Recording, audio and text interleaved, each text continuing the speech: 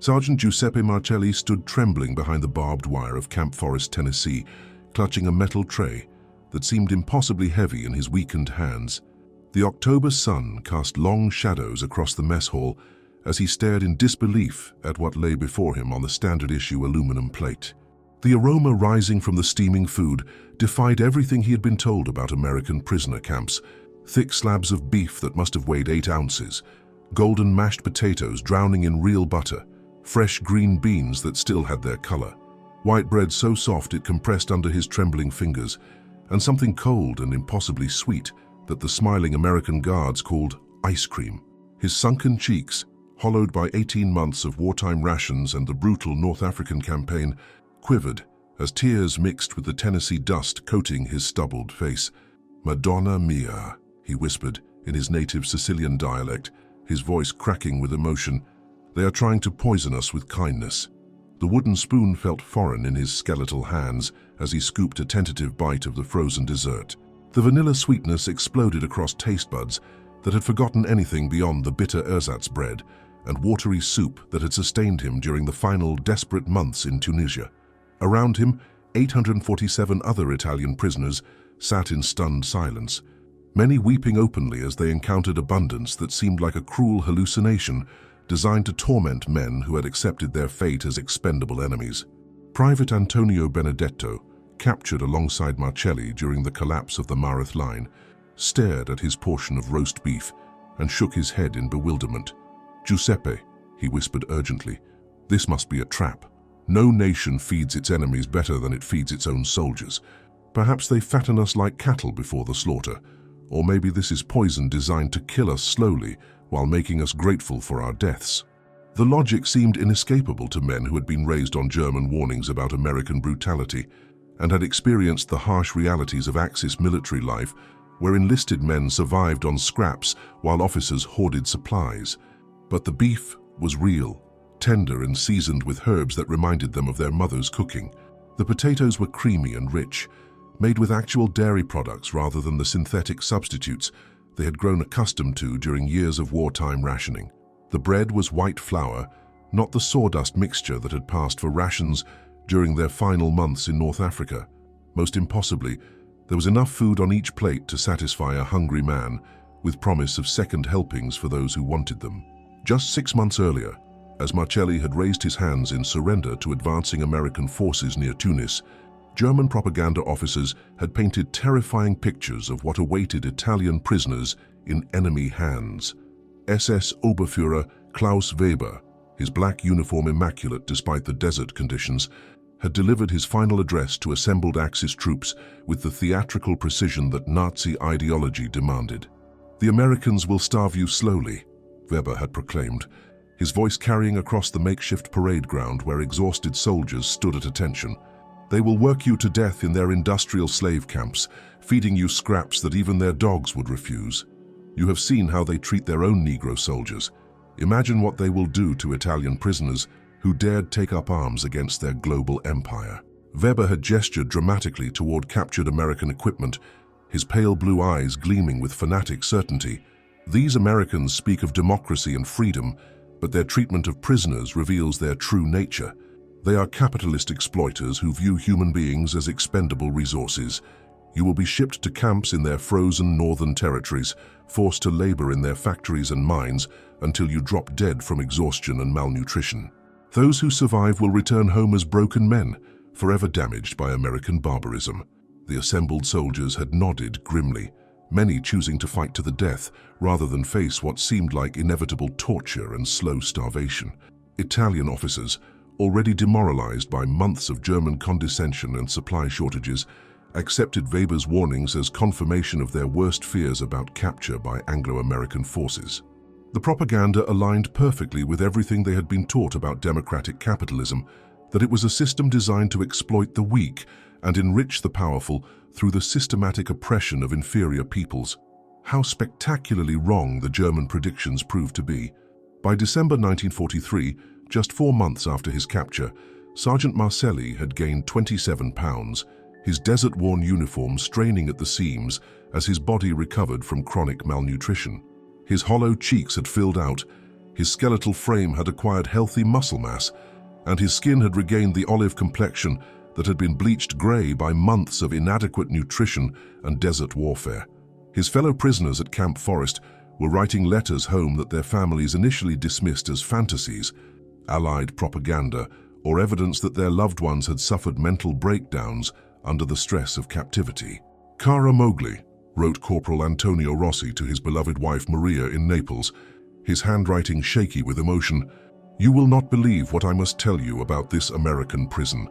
We eat 3 full meals every single day, not the thin soup and black bread we knew in Africa, but real food prepared by cooks who seem to take pride in feeding us well. There is meat, not just on Sundays as we dreamed during the war, but every single day. Real beef and pork and chicken, cooked with spices and served hot. Fresh bread made from white flour, not the sawdust mixture we ate for so many months. Milk to drink, actual cow's milk, not the powdered substitute. Butter, real butter, not the artificial spread we sometimes received. And desserts, Maria, cakes and pies and ice cream that I cannot properly describe because we have no words for such luxury." Rossi paused in his writing, staring at the paper as if the words might disappear if he looked away. The camp library where he sat writing was heated against the Tennessee winter, equipped with electric lights that allowed reading after sunset, and stocked with hundreds of books in Italian, English and other languages. Through the windows, he could see fellow prisoners playing soccer on a field that the Americans had leveled and equipped with proper goals, their voices carrying the laughter and joy that had seemed impossible during the grim final months of the North African campaign. "I have gained 24 pounds already," he continued, his pen scratching across paper that was clean, white, and provided without charge by their American captors. 24 pounds, Maria. I weigh more now than when I was drafted for military service 3 years ago. The Americans feed us better than our own officers ate before the war began. I'm afraid you will not recognize your husband when I return home. I have become fat like the merchants in the old stories, like a Christmas goose prepared for feast day. The other prisoners joke that we must send photographs to our families as proof of our identity, since we no longer look like the starving soldiers who left Italy to fight in Africa. The numbers tell a story that contradicted every expectation of wartime prisoner treatment and challenged fundamental assumptions about how nations treat captured enemies during total war. By 1945, over 425,000 Italian prisoners of war were held in American camps scattered across 46 states, from the cotton fields of Mississippi to the wheat farms of Montana. American military medical records documented average weight gains of 23 pounds among Italian prisoners during their first year of captivity, not 23 pounds over their entire imprisonment, but 23 pounds in just 12 months of American care. The statistics were so dramatic that they initially raised suspicions among Pentagon officials who wondered if camp commanders were falsifying records or if prisoners were hoarding food for future escape attempts. Colonel Robert Hayes, commanding Camp Gruber in Oklahoma, found himself filing special reports to the War Department after his medical staff documented individual cases of prisoners gaining 40, 50, and even 60 pounds within 6 months of arrival. "Sir," he wrote to his superiors in Washington, "these men are transforming from walking skeletons into specimens of robust health at rates that seem medically impossible. I have Italian prisoners who now appear healthier than many American civilians struggling with wartime rationing." Dr. Margaret Williams, a civilian nutritionist contracted by the War Department to study prisoner health, conducted comprehensive examinations of Italian POWs across 12 different camps during 1944. Her findings, classified at the time but released decades later, documented improvements that read like medical miracles. Subjects arrived with clear signs of chronic malnutrition, stunted growth, dental problems, anemia, muscle wasting, vitamin deficiencies, and compromised immune systems, she wrote in her confidential report. After 6 months of standard American military rations, these same individuals showed dramatic improvements in all measured categories. Muscle mass increased by an average of 28%, bone density improved significantly, dental health stabilized, and blood chemistry normalized to levels consistent with well-nourished civilian populations. But these statistics represented more than just improved nutrition. They revealed a fundamental clash between European expectations of prisoner treatment based on centuries of military tradition and American industrial capacity applied to humanitarian obligations under international law. What Italian soldiers interpreted as miraculous generosity was simply the result of American abundance meeting legal requirements in ways that created outcomes no one had anticipated, including the American officials responsible for implementing the policies. The story begins in the scorching heat of May 1943, when the last Axis forces in North Africa surrendered to Allied troops after a campaign that had stretched across 2 years and thousands of miles of desert warfare. The collapse came suddenly and completely, delivering into American custody over 275,000 Italian prisoners who had been fighting in increasingly desperate conditions as German command prioritized German units for supply while leaving Italian allies to subsist on whatever scraps remained after Wehrmacht needs were met. These men who shuffled into American prisoner collection points represented the human cost of fascist military adventure and Axis logistical failure. They arrived as walking skeletons, many weighing 60 to 70 pounds less than their peacetime normal, their eyes sunken deep in skull-like faces, their desert-worn uniforms hanging loose on frames that had been reduced to skin stretched over bone. Medical examinations revealed malnutrition so severe that many prisoners required immediate hospital treatment simply to survive the transition from starvation to adequate nutrition. Lieutenant Colonel James Patterson, a career Army officer commanding the massive prisoner processing center established at Casablanca, wrote in his initial situation report to Allied headquarters, "The physical condition of Italian prisoners defies adequate description and challenges our understanding of human endurance. Many cannot walk without assistance from stronger comrades." Their daily rations during the final months of the campaign consisted primarily of ersatz bread made from sawdust, tree bark, and whatever organic matter could be ground into flour-like consistency. Occasional thin soup, usually made from grass and weeds, provided their only other sustenance. German command had systematically diverted food supplies to German units, leaving Italian allies to forage like animals or starve like prisoners already. The medical crisis was immediate and overwhelming. American field hospitals, designed to treat combat casualties, found themselves caring for thousands of men suffering from advanced malnutrition, dysentery, typhus, malaria, and various diseases that reflected the complete breakdown of military medical care in the final chaotic months of the Africa course. Many prisoners had not received medical attention for wounds sustained weeks or months earlier. Infections that could have been easily treated had become life-threatening complications. Dental problems, exacerbated by months of inadequate nutrition, had left many men unable to chew solid food even when it became available.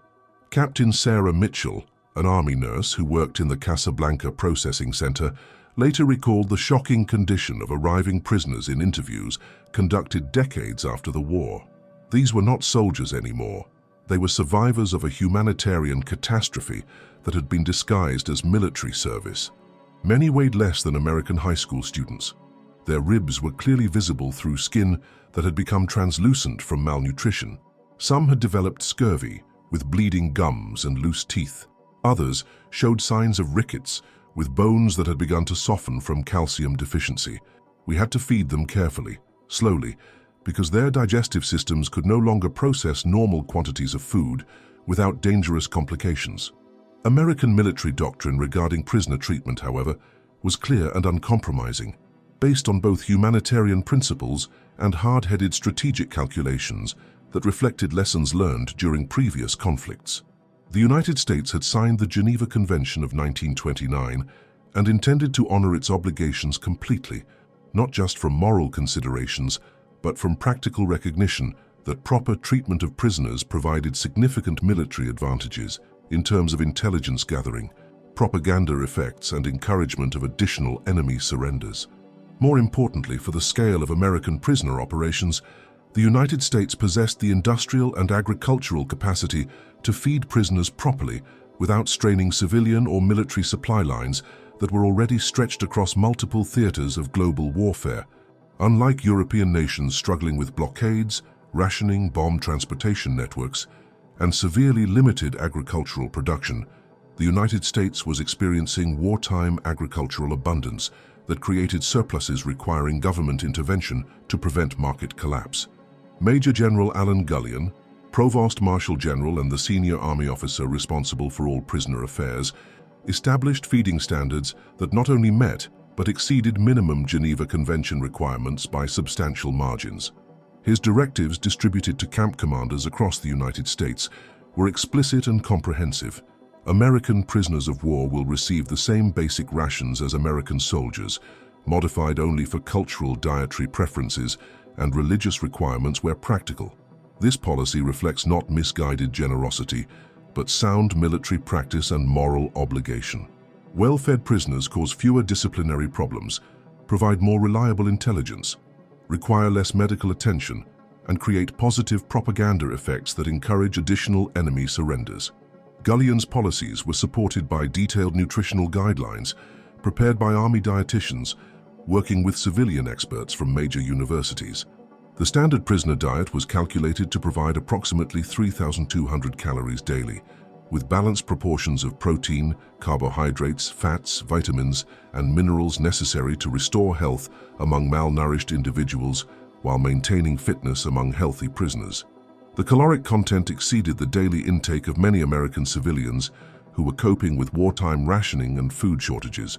The transportation of Italian prisoners from North African collection points to permanent camps scattered across the continental United States created the first profound shock for men who had expected to be marched to slave labor facilities or concentration camps modeled on German examples they had heard described in Wehrmacht briefings. Instead of cattle cars packed beyond human endurance or forced marches designed to eliminate the weak, they found themselves aboard passenger trains equipped with cushioned seats, clean bathrooms, adequate ventilation, and regular meal service that began the process of restoring their faith in civilized treatment. Corporal Francesco Benedetti, captured during the final defense of Pantelleria and selected for transportation to Camp Forest because of his knowledge of English acquired during peacetime work as a hotel clerk in Rome, described the journey in memoirs published decades later. "We boarded the ship at Casablanca, convinced that we were being transported to our deaths. The German officers had explained that Americans would ship us to remote camps in frozen territories where we would die of exposure and starvation while providing slave labor for their war industries. When we were given individual bunks with clean mattresses, adequate food, and medical attention during the ocean crossing, we assumed this was temporary, a cruel deception designed to make our eventual fate more psychologically devastating. The Atlantic crossing aboard converted passenger ships provided Italian prisoners with their first extended exposure to American abundance and organizational efficiency. Meals were served 3 times daily in dining facilities that had been converted from civilian passenger service, with portions that seemed impossibly generous to men accustomed to military rations that had grown progressively smaller throughout the North African campaign. Medical personnel conducted daily health checks, distributed medications for tropical diseases and malnutrition, and provided dental care that many prisoners had not received in years. During the 10-day voyage, Benedetti continued in his memoir, "We were fed better than we had eaten since leaving Italy for military service. Fresh bread every day, meat at least once daily, vegetables that still retained their color and texture, fruit that was ripe and sweet. The American sailors treated us with professional courtesy rather than hatred or contempt. They seemed genuinely concerned about our welfare and health, checking on seasick prisoners and ensuring that everyone received adequate food and medical attention." The train journey from East Coast ports to interior camps provided additional evidence that American prisoner treatment differed fundamentally from Axis practices or European military traditions. Passenger trains with individual seats, heating systems that maintained comfortable temperatures, and observation cars that allowed prisoners to see the American countryside rolling past their windows. Regular stops for meals at station restaurants, where prisoners were served the same food as civilian passengers, under guard but without chains or other symbols of degradation. Private Luigi Contadini, a former farm worker from rural Sicily who had been drafted into service and shipped to North Africa without adequate training or equipment, wrote to his parents about the train journey with amazement that still echoed in his letters decades later. "America is larger than we ever imagined. with cities that stretch beyond the horizon and farmland so vast that we traveled for entire days without seeing the end of cultivated fields. The trains themselves are marvels of comfort and efficiency, heated in winter and cooled in summer, with bathrooms that are cleaner than the houses in our village. We ate meals prepared in clean kitchens by cooks who seem to take pride in their work, served on real plates with metal utensils, just like civilian passengers. Camp Forest, Tennessee, established as one of the largest Italian prisoner facilities in the American system, housed over 12,000 men in barracks that provided individual beds with clean sheets, electric lighting that allowed reading and writing after sunset, indoor plumbing with hot and cold running water, and central heating that maintained comfortable temperatures throughout the harsh Tennessee winters. The physical facilities exceeded the living standards that many Italian prisoners had known during their civilian lives, particularly those from rural areas of the South, where modern conveniences were rare even before the war. The camp's infrastructure reflected American military efficiency and industrial capacity applied to prisoner care. Each barrack housed 50 men in individual beds rather than the communal sleeping arrangements common in European military facilities. Personal storage lockers allowed prisoners to secure their few possessions and any items acquired through camp activities. Common areas included recreational facilities, libraries, classrooms, and workshops where prisoners could pursue educational activities or vocational training that would be useful after repatriation. But it was the sheer quantity and quality of food served in the camp dining facility that created the most profound psychological impact among Italian prisoners who had accepted starvation as the inevitable fate of captured enemies. The mess hall, a converted warehouse building equipped with industrial kitchen facilities, served 3 full meals daily to all prisoners simultaneously, prepared by American Army cooks using standard military recipes, ingredients, and preparation methods that treated prisoners as soldiers, deserving of adequate nutrition rather than enemies deserving of punishment. Breakfast, served at 6:30 hours every morning, consisted of scrambled eggs prepared with real butter, bacon, or sausage, providing substantial protein, pancakes or French toast with maple syrup, fresh bread with butter and jam available without restriction, milk, actual dairy milk, not powdered substitute, and coffee that was strong, hot, and available for second cups. The protein and calorie content of this single meal exceeded the daily intake that many prisoners had received during their final months in North Africa, when rations had been reduced to subsistence levels that barely sustained life. Staff Sergeant Michael O'Connor, a career soldier from Chicago who supervised the Camp Forest dining facility and had previously worked in civilian restaurant management before his military service, recalled the prisoners' initial reactions with a mixture of professional pride and human sympathy. The first few days were incredible to witness. These guys ate like they'd never seen food before, which I guess they hadn't, not real food in quantities that could satisfy hunger. They would stare at their plates like they were seeing miracles, then eat everything so fast I was worried they'd make themselves sick. Some of them started crying right there in the mess hall. Grown men, combat veterans, crying over scrambled eggs and bacon. The emotional responses reflected more than simple hunger satisfaction. For men who had been conditioned to expect brutality and starvation, the abundance represented a complete overthrow of everything they had been taught about American character and intentions. The cognitive dissonance was overwhelming. How could a nation that was supposedly bent on their destruction feed them better than their own country had fed them as free citizens and soldiers?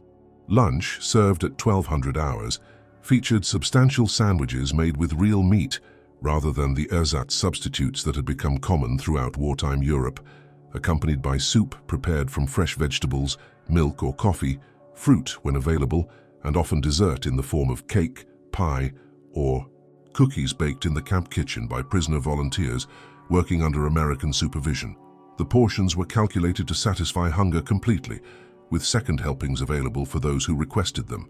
Dinner, the most substantial meal of the day, included generous portions of beef, pork, or chicken, prepared using American cooking methods that emphasized flavor and nutrition over mere subsistence, accompanied by potatoes prepared in various styles, fresh or preserved vegetables, bread with butter, milk, and dessert that often included ice cream, a luxury that few Italian prisoners had ever experienced and many had never heard described.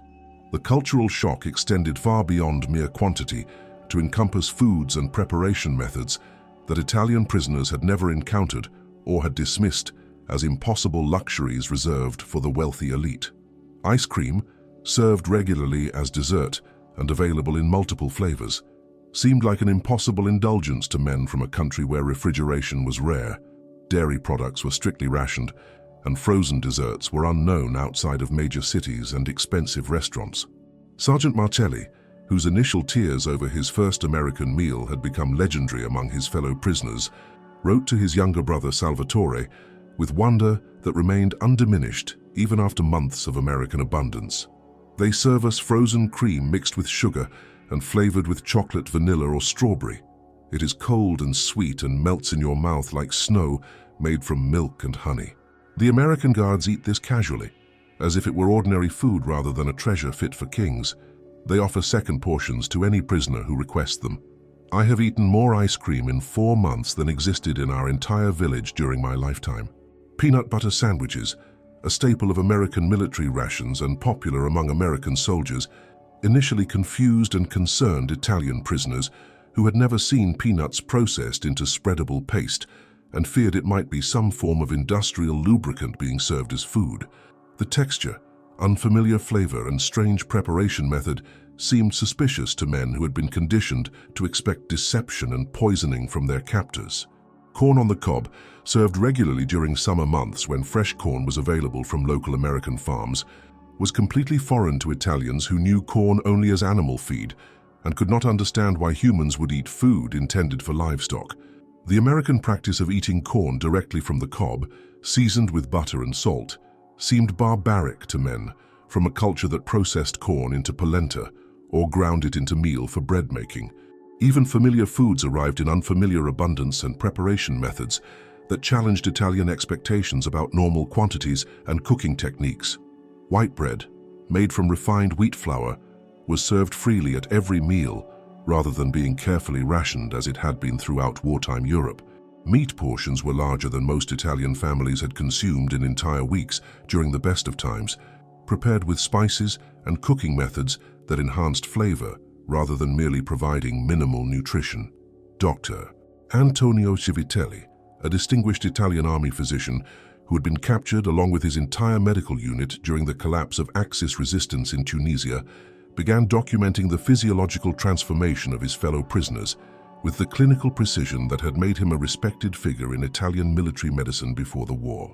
His secret diary, meticulously maintained throughout his captivity and hidden from American authorities who might have misinterpreted his scientific documentation as intelligence gathering, provides remarkable insight into the medical implications of sudden nutritional abundance among populations that had suffered prolonged malnutrition.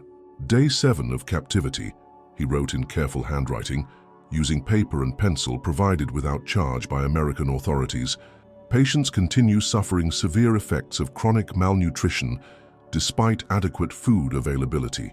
Many cannot digest rich American foods initially due to atrophied digestive systems and compromised intestinal function. Diarrhea and stomach cramping are common as bodies struggle to process quantities and types of nutrients that have been absent for extended periods. Medical staff recommend gradual increase in food intake rather than immediate return to normal consumption patterns. The medical challenges of transition from starvation to abundance required careful management by American medical personnel who had limited experience treating large populations recovering from severe malnutrition. Army doctors, trained to handle combat casualties and standard military medicine, found themselves dealing with conditions more common in civilian disaster relief than military prisoner care. Captain Jennifer Walsh, chief medical officer at Camp Forest, worked closely with Dr. Civitelli and other Italian medical personnel to develop treatment protocols that would prevent complications from too rapid refeeding while ensuring that prisoners received adequate nutrition to support recovery. "We had to basically retrain their digestive systems," she explained in post-war interviews.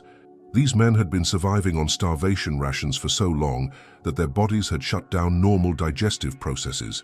Suddenly, introducing large quantities of rich food could have killed them through refeeding syndrome or severe digestive distress." Day 30 of captivity, Dr. Civitelli continued in his diary, visible improvement in patient population. Diarrhea cases declining significantly as digestive systems adapt to regular, adequate nutrition. Average weight gain approximately 4 pounds per individual, with some patients gaining as much as 8 pounds in the past 3 weeks. Muscle wasting beginning to reverse as protein intake supports tissue rebuilding.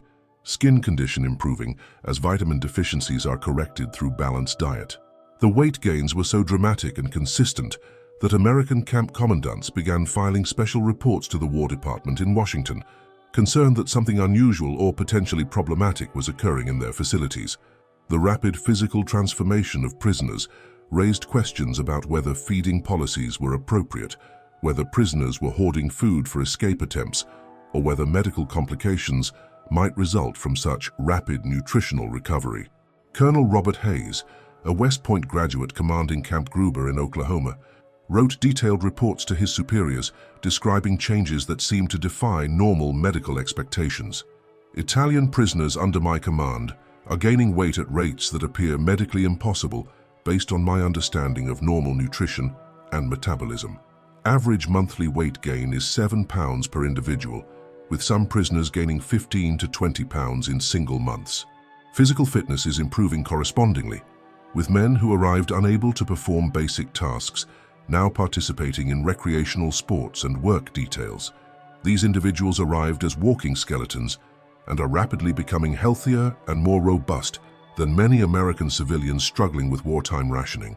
The Pentagon's response to such reports reflected both American abundance and strategic thinking that prioritized practical results over theoretical concerns about appropriate prisoner treatment.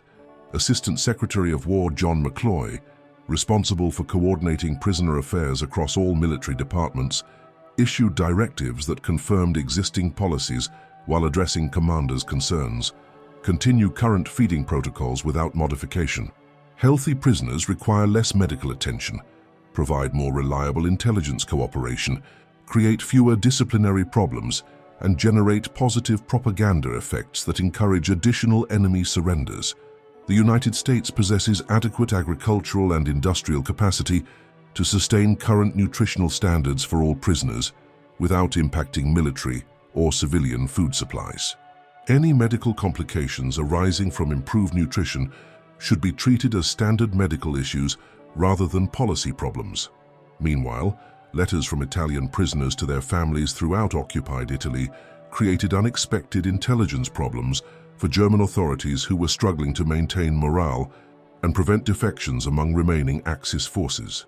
The correspondence, which traveled through international Red Cross channels as required by Geneva Convention protocols, described conditions that seemed so positive they were initially dismissed as obvious Allied propaganda, designed to encourage surrenders and undermine Axis military effectiveness. Corporal Rossi's letter to his wife Maria, intercepted by German postal censors in occupied Naples, described Camp Forest conditions in terms that seemed like transparent American psychological warfare. My beloved wife, what I must tell you will sound like impossible dreams, but I swear on my mother's grave that every word is truth, witnessed by my own eyes. We sleep in real beds with mattresses and clean sheets that are washed regularly by American laundry services. We shower with hot water every day, not once per week as we did in the army, but daily. The food, Maria, the food is unbelievable. Meat twice daily, fresh vegetables that still have their natural colors, milk that comes from actual cows, ice cream and cake and cookies that taste like the feast days of our childhood. The letter continued with descriptions that seemed designed to mock German claims about American brutality. The Americans treat us better than our own officers ever treated us, better than we lived as civilians before the war began. We have gained so much weight that our old uniforms no longer fit properly. Some prisoners have gained 30 pounds already and look healthier than when they were drafted for military service. I weigh more now than I did when we were married, Maria. You will need to let out all my civilian clothes when I return home because I have become fat like the American soldiers we see in their propaganda films. German propaganda minister Joseph Goebbels personally reviewed intercepted prisoner correspondence and declared the letters transparent American lies designed to encourage defection and systematic surrender among Axis forces still fighting for European civilization against Jewish Bolshevik capitalism. German radio broadcasts transmitted throughout occupied Europe warned Axis troops that Americans were circulating elaborate fake prisoner letters to undermine military morale and encourage treasonous surrender to enemy forces. The German propaganda response, broadcast nightly from stations in Berlin, Rome, and other Axis-controlled cities, painted dramatically different pictures of American prisoner treatment. Do not believe the lies contained in forged letters supposedly written by captured Italian soldiers. These fabrications, produced by Jewish-American propaganda specialists, describe impossible conditions designed to trick loyal Axis soldiers into surrendering. Real American camps are death camps where prisoners die systematically of starvation, disease, and deliberate torture. The few survivors return home as broken men, forever damaged by American barbarism and industrial exploitation. But the letters kept arriving through international Red Cross channels, hundreds and then thousands of them, all describing conditions that seemed impossible to German and Italian authorities familiar with wartime scarcity and traditional military prisoner treatment. The volume and consistency of the correspondence began to create doubt even among officials who had initially dismissed individual letters as propaganda fabrications. Private Luigi Contadini, the Sicilian farm worker whose simple honesty made his letters particularly credible to censors familiar with peasant speech patterns, wrote from Camp Clark, Missouri, with wonder that could not be fabricated by propaganda specialists. "Dear Papa, yesterday we had roast beef cooked with herbs and spices, mashed potatoes made with real butter, green beans that were still crisp and flavorful, fresh bread that was soft and white, milk to drink, fresh milk, not the watered substitute we knew in the army, and apple pie for dessert that reminded me of Mama's cooking on Saint Day celebrations. The day before we had fried chicken, rice prepared with actual chicken stock, carrots that were sweet and tender, fresh fruit including oranges and apples, and ice cream that came in 3 different flavors. The abundance described in prisoner letters extended far beyond basic nutrition to encompass luxuries that even American civilians rarely enjoyed during wartime rationing periods when sugar, meat, dairy products, and other staples were carefully controlled through government allocation systems. Prisoners received regular tobacco rations, candy, soft drinks, and access to recreational facilities that included libraries stocked with books in multiple languages, musical instruments donated by civilian organizations, sports equipment for organized athletics, and weekly movie screenings featuring current Hollywood productions.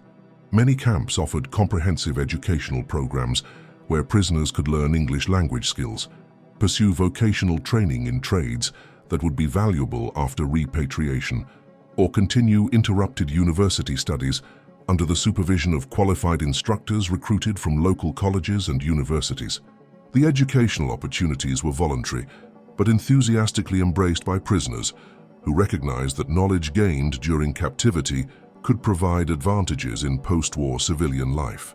Captain Giuseppe Avellino, a former university professor from Bologna who had been drafted for military service despite his academic position and captured during the final collapse of Axis resistance in North Africa, described the intellectual opportunities available at Camp Shelby, Mississippi, in diary entries that were preserved and later donated to historical archives. The Americans have provided a complete library containing over 2,000 books in Italian, English, French, and German languages, covering subjects from literature and philosophy to practical engineering and agricultural techniques. We have formed discussion groups, language classes, and even a small orchestra using instruments donated by local civilian organizations who seem genuinely concerned about our welfare and intellectual development. The cultural and educational programs reflected American beliefs about the potential for converting former enemies into future allies through exposure to democratic values and educational opportunities. Camp administrators, working with civilian educators and religious organizations, developed programs designed to demonstrate American commitment to human dignity and intellectual freedom, while providing prisoners with skills and knowledge that could contribute to post-war reconstruction efforts in Italy. This is not imprisonment as we understood the concept from European military tradition, Avellino continued in his diary. This is involuntary education and systematic improvement of human potential. I'm learning more about democratic governance, industrial organization, and modern agricultural methods than I learned during my final university years in Bologna. The Americans seemed determined to send us home as better men than we were when captured, equipped with knowledge and skills that could help rebuild our country along democratic lines. The physical transformation, documented by Dr. Civitelli, was matched by psychological changes that created unexpected challenges for both prisoners and their American guards. Men who had arrived broken, demoralized, and expecting death began displaying confidence, optimism, and genuine gratitude toward their captors that complicated traditional military relationships between guards and prisoners. Day 90 of captivity, Dr. Civitelli recorded in his secret diary, psychological transformation as remarkable as physical recovery. Prisoners who arrived in states of severe depression and anxiety now display normal emotional responses and positive outlook toward future prospects.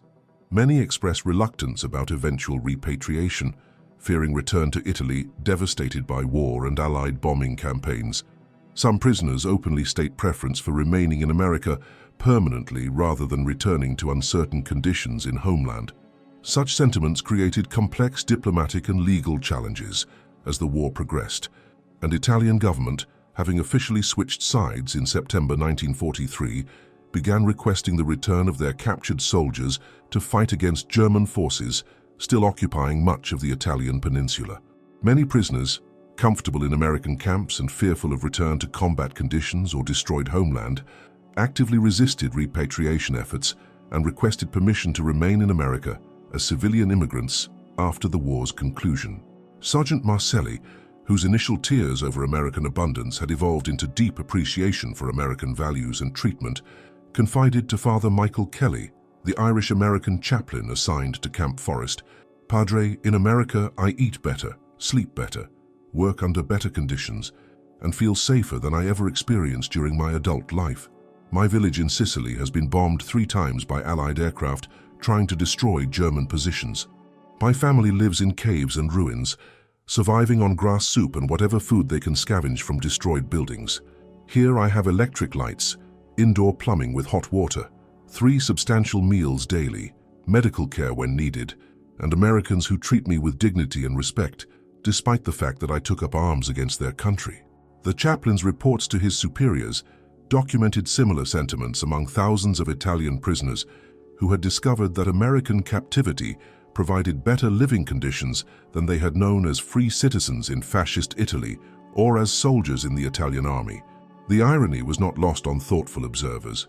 Men who had fought against American democracy had discovered that democratic capitalism provided better treatment for enemies than fascist authoritarianism had provided for its own citizens and soldiers. The economic implications of Italian prisoner rehabilitation were also significant and demonstrated the practical benefits of humanitarian treatment policies. Italian prisoners, allowed to work in non-military jobs under Geneva Convention provisions, provided valuable agricultural and industrial labor during America's wartime manpower shortage, when millions of American men were serving in military units overseas and domestic production demands had increased dramatically to support global military operations. Farm owners throughout the Midwest and South competed to hire Italian prisoner workers, praising their agricultural knowledge, strong work ethic, mechanical skills, and reliability that often exceeded the performance of civilian workers who could demand higher wages and better working conditions. The prisoners, well-fed, fairly treated, and eager to earn modest wages that could be sent to families in Italy, proved extraordinarily productive and contributed significantly to American agricultural output during critical wartime periods when food production was essential for both domestic consumption and Allied military operations worldwide. Mary Beth Thompson, whose family operated a 640-acre corn and soybean farm in Iowa and employed 12 Italian prisoners during the 1944 growing season, recalled their impact decades later with admiration that had only grown over time. "Those boys worked harder than any help we'd ever hired, and we'd been farming that land for 3 generations. They understood crops and soil and weather in ways that took our American farmhands years to learn.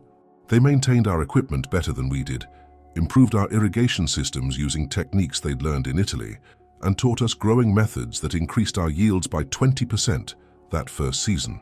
The prisoners brought traditional Italian agricultural knowledge to American farming operations, introducing crop rotation techniques, soil conservation methods, and intensive cultivation practices that had been refined over centuries in the Mediterranean region. Their expertise in vineyard management, fruit tree cultivation, and vegetable production proved especially valuable to American farmers who were struggling to maintain production levels despite labor shortages and increased demand from military purchasing programs. During harvest time, they worked 18-hour days without complaint, Thompson continued. They treated our farm like it was their own property, taking pride in the quality of their work and the condition of our equipment.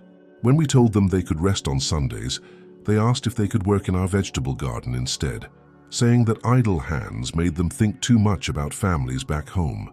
My father, who'd been skeptical about hiring enemy prisoners, said they were the finest workers he'd encountered in 40 years of farming. The emotional connections that developed between Italian prisoners and American communities extended far beyond simple employment relationships to encompass genuine friendships and cultural exchange that enriched both groups. Local churches invited prisoners to attend services despite initial concerns about security and community acceptance. American families began inviting favorite prisoners to share holiday meals, Sunday dinners, and community celebrations that gradually broke down barriers between former enemies and potential friends. Father Michael Kelly, the Camp Forest chaplain whose Irish heritage and Catholic faith created natural bonds with Italian prisoners, observed the transformation of community attitudes with wonder that matched the prisoners' own amazement at American abundance. These men arrived as enemies of America, broken and defeated by circumstances beyond their control. They discovered that America treated enemies with more kindness and dignity than their own country had shown to loyal citizens and soldiers. Many came to view America not as conqueror, but as liberator from the poverty, oppression, and hopelessness they had known throughout their lives. The religious connections were particularly significant for Italian prisoners whose Catholic faith provided common ground with American Catholic communities throughout the regions where camps were established. Italian prisoners brought traditional religious practices, feast day celebrations, and devotional customs that enriched local Catholic parishes while finding spiritual comfort in familiar rituals conducted in American churches. The cultural exchange worked in both directions, as Italian prisoners shared their knowledge of music, craftsmanship, cooking techniques, and traditional arts with American communities that were eager to learn from men who represented centuries of European cultural development. Prison camps became unexpected centers of cultural fusion where American abundance met Italian tradition to create new forms of artistic expression and practical knowledge. Corporal Marco Santini, a skilled carpenter from the Tuscany region, who had been drafted for military service despite his essential civilian occupation, began teaching woodworking classes to American civilians in the town near Camp Shelby, Mississippi. His expertise in traditional joinery techniques, furniture design, and architectural woodwork attracted students from throughout the region who paid modest fees that were credited to Santini's prisoner account and eventually sent to his family in Italy. The Americans are eager to learn traditional methods that their industrial society has forgotten, Santini wrote to his wife Lucia in a letter that survived decades of family preservation. They have machines that can cut wood faster than any hand tool, but they have lost the knowledge of how to select proper wood, how to join pieces without metal fasteners, how to create furniture that will last for generations rather than years. I teach them techniques my grandfather taught me, and they teach me about American tools and modern methods. Together, we create pieces that combine the best of both traditions. The medical documentation compiled by Dr. Civitelli throughout his captivity provides the most comprehensive record of the prisoner's physical transformation and represents groundbreaking research in the treatment of populations recovering from severe malnutrition. His careful observations, statistical analysis, and clinical insights would influence post-war nutrition science and refugee assistance programs for decades after his repatriation to Italy. Day 180 of captivity, he recorded in increasingly confident handwriting as his own health improved, the transformation continues to exceed all medical expectations. Average weight gain among the prisoner population now exceeds 30 pounds per individual, with corresponding improvements in all measured health indicators. Muscle mass has increased by an average of 35% from arrival baselines. Bone density measurements show significant improvement as calcium and vitamin D deficiencies are corrected through adequate nutrition and sun exposure during outdoor work assignments. The psychological transformation was equally remarkable and created challenges that American authorities had not anticipated when designing prisoner care policies. Men who had arrived expecting death and torture began displaying levels of mental health optimism and life satisfaction that often exceeded those of American civilians coping with wartime stress, rationing, and separation from family members serving overseas. Day 240 of captivity, Dr. Civitelli continued, psychological assessments reveal dramatic improvements in all categories of mental health measurement. Depression rates have declined from nearly 90% upon arrival to less than 15% currently. Anxiety disorders have similarly improved as prisoners develop confidence in their safety and future prospects. Most remarkably, many prisoners now report higher levels of life satisfaction than they experienced as free civilians before the war, citing improved nutrition, better living conditions, meaningful work opportunities, and respectful treatment as factors contributing to their positive outlook. The intelligence value of well-treated prisoners proved immense and validated American humanitarian policies on purely practical grounds that supported continued generous treatment even when some officials questioned the costs and complexity of maintaining such high standards. Grateful Italian prisoners provided detailed, accurate information about German military capabilities, defensive positions, troop morale, supply conditions, and strategic planning that proved invaluable for Allied military operations throughout the Mediterranean theater, and later during the invasion of Germany itself. Major William Thompson, Chief Intelligence Officer for Italian prisoner operations at the Pentagon, documented the correlation between prisoner treatment and intelligence cooperation in classified reports that were declassified decades after the war. Prisoners who trust their captors provide accurate, detailed intelligence that can be verified through multiple sources and corroborated with other information. Prisoners who fear their captors provide minimal, unreliable information designed to tell interrogators what they think they want to hear. Our policy of generous treatment, while expensive in terms of food and housing costs, has yielded intelligence dividends that far exceed the investment. These men have given us detailed knowledge of German defensive capabilities, morale conditions, and strategic intentions that would have been impossible to obtain through other intelligence methods. The intelligence provided by Italian prisoners contributed directly to the success of Allied operations in Italy, southern France, and eventually Germany itself. Detailed maps of German fortifications, accurate assessments of troop strength and morale, information about supply shortages and logistical problems, and insights into German command relationships all came from Italian prisoners who had served alongside German forces and observed their capabilities and limitations firsthand. Perhaps even more valuable was the strategic intelligence about German attitudes toward Italian allies, which revealed systematic discrimination, supply shortages, and poor treatment that Allied propaganda specialists used to encourage additional Italian surrenders and defections. The prisoners' testimony about German racism toward Italians, preference for German units in supply allocation, and contempt for Italian military capabilities became powerful tools for psychological warfare operations designed to split the Axis alliance. The diplomatic implications of Italian prisoner treatment extended far into the post-war era as former prisoners became unofficial ambassadors for American values and democratic principles throughout Italy and Europe. Their first-hand testimony about American generosity, industrial abundance, and respect for human dignity proved more persuasive than formal propaganda campaigns in encouraging Italian cooperation with American policies during the crucial early years of the Cold War. When communist parties throughout post-war Italy claimed that Americans were imperialist oppressors who would exploit Italian workers and destroy Italian culture, thousands of former prisoners could provide contrary testimony based on personal experience that directly contradicted Marxist propaganda. Their stories of American abundance, generosity, and commitment to human dignity became powerful weapons against communist political efforts to align Italy with the Soviet bloc. Antonio Rossi, The corporal, whose amazed letters to his wife had been intercepted by German censors, became a prominent figure in Italian post-war politics and one of the strongest advocates for NATO membership and Atlantic Alliance partnership. In his speeches to the Italian Parliament supporting American military cooperation and economic assistance, he frequently referenced his prisoner experience as evidence of American character and intentions.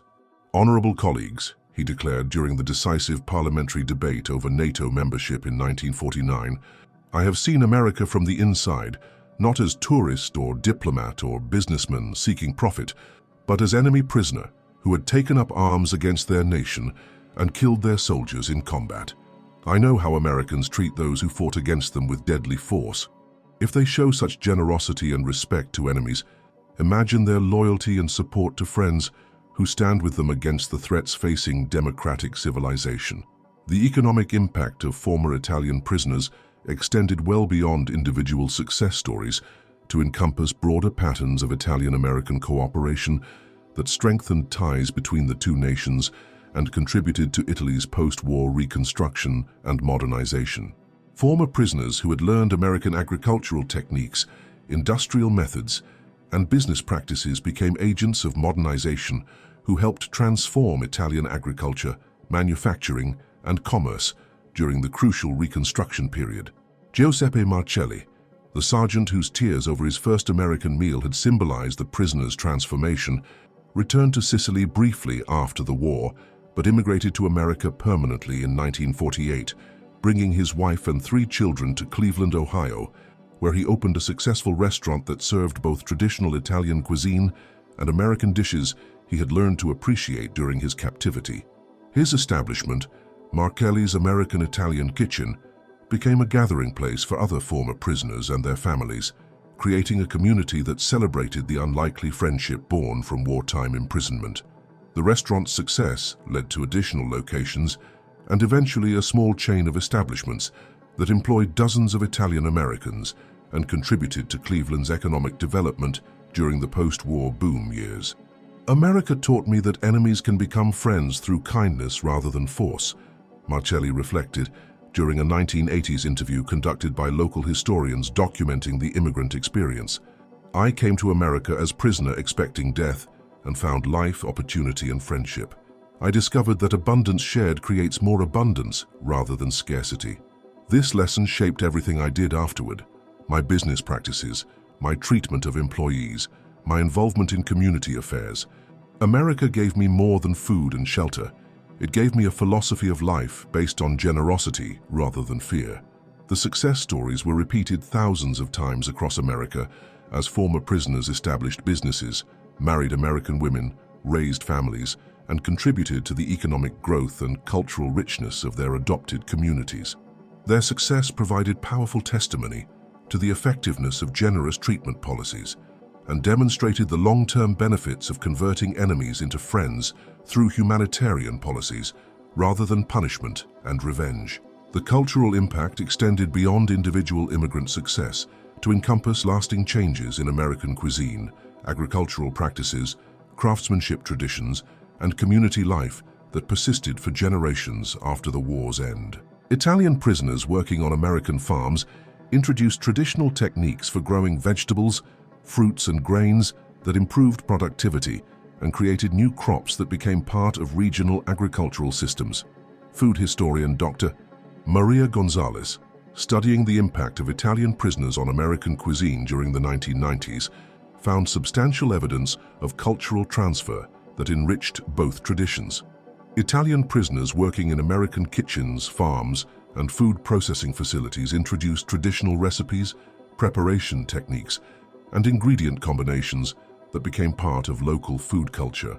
Simultaneously, they learned American cooking methods, ingredient uses, and food preservation techniques that they carried back to Italy after repatriation, creating a two-way cultural exchange that enriched both culinary traditions. The medical legacy of Dr. Civitelli's research proved equally significant for humanitarian and scientific advancement. His systematic documentation of rapid recovery from severe malnutrition became foundational research for post-war nutrition science, refugee assistance programs, and disaster relief efforts that saved countless lives during subsequent humanitarian crises throughout Europe and other regions devastated by war. The protocols developed for treating Italian prisoners became standard procedures for managing displaced persons, refugees, and other populations suffering from malnutrition and trauma. The careful balance between adequate nutrition and gradual refeeding that prevented medical complications while supporting rapid recovery influenced humanitarian aid programs for decades and contributed to the development of modern refugee assistance policies. The psychological research conducted among Italian prisoners also provided valuable insights into the treatment of trauma, depression, and anxiety disorders that influenced veteran care programs and mental health treatment throughout the post-war period. The documentation of how proper nutrition, humane treatment, and meaningful work could reverse combat trauma and imprisonment stress became important contributions to the emerging field of trauma psychology. Perhaps most importantly, the Italian prisoner experience demonstrated the transformative power of treating enemies with dignity, generosity, and respect for human rights. The conversion of defeated, hostile prisoners into grateful friends provided a model for post-war reconstruction efforts and became a cornerstone of American approach to occupied territories and former enemy nations. General Dwight Eisenhower, reviewing prisoner care policies while planning for post-war European reconstruction, cited Italian prisoner camps as proof that American values could transform former enemies into reliable allies. Our treatment of Italian prisoners demonstrates what American generosity combined with American abundance can accomplish when applied consistently and humanely. These men arrived as enemies and are departing as friends. This transformation suggests enormous possibilities for larger reconstruction efforts if we apply the same principles of respect, dignity, and opportunity to entire populations rather than just prisoners of war. The strategic implications were profound and influenced American foreign policy throughout the Cold War period and beyond. Italian-American friendship, built partly on the foundation of positive prisoner experiences, became a pillar of NATO alliance and European reconstruction that provided crucial support for American global leadership during the confrontation with Soviet communism. The contrast with prisoner treatment in other theaters made the American approach even more remarkable and demonstrated the unique character of American military culture and democratic values. German prisoners in Soviet hands faced systematic starvation, forced labor under brutal conditions, and mass death that eliminated millions of captured soldiers. American prisoners in Japanese camps endured deliberate brutality, medical experimentation, and systematic malnutrition designed to break their spirit and eliminate them as future threats. Italian prisoners in German camps after Italy's surrender in September 1943 suffered severe mistreatment, inadequate food, dangerous working conditions, and often summary execution when they refused to continue fighting for German causes. The systematic abuse of Italian prisoners by their former German allies provided stark contrast to American treatment and contributed to Italian appreciation for democratic values and humanitarian principles. Only in America did enemy prisoners gain substantial weight, improve their health dramatically, receive education and vocational training, develop positive relationships with their captors and local communities, and return home as advocates for democratic values and American friendship. This unique outcome reflected not American propaganda or manipulation, but the straightforward application of American abundance and democratic principles to legal obligations under international law. The irony was complete and historically decisive. Men who had fought against American democracy discovered that democratic capitalism provided better living conditions, more opportunities for personal advancement, and greater respect for human dignity as prisoners than fascist authoritarianism had provided as free citizens and soldiers. This lesson, learned through personal experience rather than political rhetoric, created lasting conversion to American values that proved more durable and influential than any propaganda campaign could have achieved. The final statistics tell the story of an unprecedented transformation in the relationship between enemies and the power of humanitarian policies to create lasting friendship. Of the 425,000 Italian prisoners who passed through American camps, over 100,000 eventually immigrated to America permanently, bringing families and skills that contributed to American economic growth and cultural richness. Their collective weight gain exceeded £10 million, a physical symbol of American abundance shared with former enemies who became lifelong friends. By war's end, the Italian prisoner program had become an unexpected success story that exceeded all expectations and demonstrated the transformative power of American values applied to international obligations. What began as legal requirement to feed enemy prisoners, according to Geneva Convention standards, had become a demonstration of American generosity that created lasting bonds between former enemies and provided powerful testimony to the benefits of democratic abundance over authoritarian scarcity. The 425,000 Italian prisoners who experienced American captivity became living proof that America's greatest weapon was not its military might or industrial capacity, but its willingness to share abundance with those who had fought against it.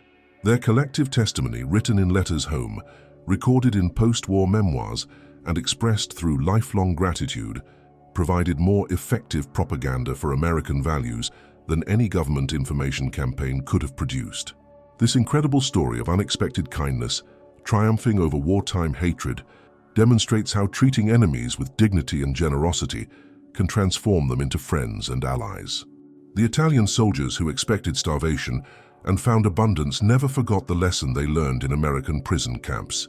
That democracy's greatest strength lies not in its ability to destroy enemies, but in its capacity to convert them into friends through the simple application of humanitarian principles to human need.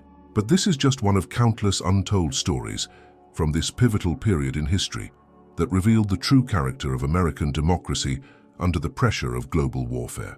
What other surprising revelations await us in the archives of World War II? What other moments of unexpected humanity shaped the course of history and continue to influence international relations today? If you found this story as remarkable as I did, I'd love to hear your thoughts in the comments below. What surprised you most about the treatment of Italian prisoners in American camps and its long-term impact on Italian-American relations? Have you heard similar stories from your own family members who were involved in prisoner care, worked with former POWs, or had contact with Italian immigrants who had been prisoners during the war? Your insights and family stories help bring these historical moments to life for all of us. And if you're hungry for more incredible stories like this one, make sure to subscribe and hit that notification bell. We're uncovering these hidden gems of history every single day, and trust me, you won't want to miss what we've discovered for tomorrow's episode. The story of how German rocket scientists went from Hitler's secret weapons program to putting Americans on the moon, and the surprising way America converted Nazi enemies into Cold War allies, will absolutely blow your mind. Until next time, keep questioning what you think you know about history, because the truth is often far more incredible than fiction.